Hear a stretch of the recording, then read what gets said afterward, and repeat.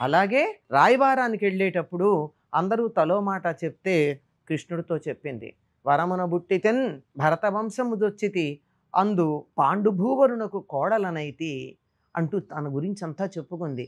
నేనేమి ఆడపిల్లగా by chance పుట్ల, by choice పుట్టా, ఆడపిల్లగా కావాలని. తర్వాత అక్కడ ఉన్నానంటే ఇక్కడ భరత వంశంలోకి వచ్చా. పోనీ ధృతరాష్ట్రుడు కోడలు నాకు అది పాండురాజు కోడల్ని. దానికి తోడు నీతి విక్రమ స్థిరులైనటువంటి వాళ్ళకి నేను భార్యనయ్యా, మంచివాళ్ళు కొడుకుల్ని పొందా.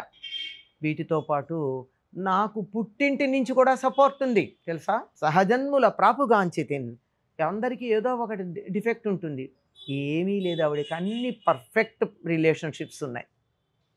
అలాంటిది ఇట్లా అయింది అని చెప్పి జుట్టు చూపించి రాజసూయావబృధంలో చేసినటువంటి తడిసినటువంటి ఈ చుట్టూ తడి ఆరకుండా చేశాడే, ఆ దుశ్శాసనుడి యొక్క రక్తం తాగకుండా ఆ రక్తంతో నా జుట్టు ముడివేసే వరకు ముడేసుకోనంది. అందుకే జుట్టు విరబూసుకోకూడదని చెప్పిన కారణాలు అవి. అప్పటి వరకు నేను ముడి వేసుకోను అంది.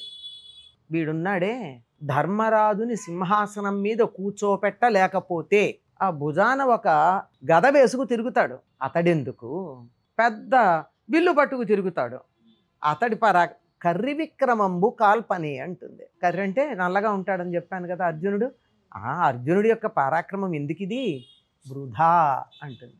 అదమ్మా ఆడపిల్లలు నేర్చుకోవాల్సింది ఏమిటంటే అనుకూలంగా ధర్మ మార్గంలో భర్తలు ఉన్నంతకాలం ఉండడమే. భర్త తప్పుదారి పట్టాడన్నా పొరపాటు చేశాడన్నా నిగ్గదీయాలి, నిలదీయాలి, ఉతికి ఆరేయాలి.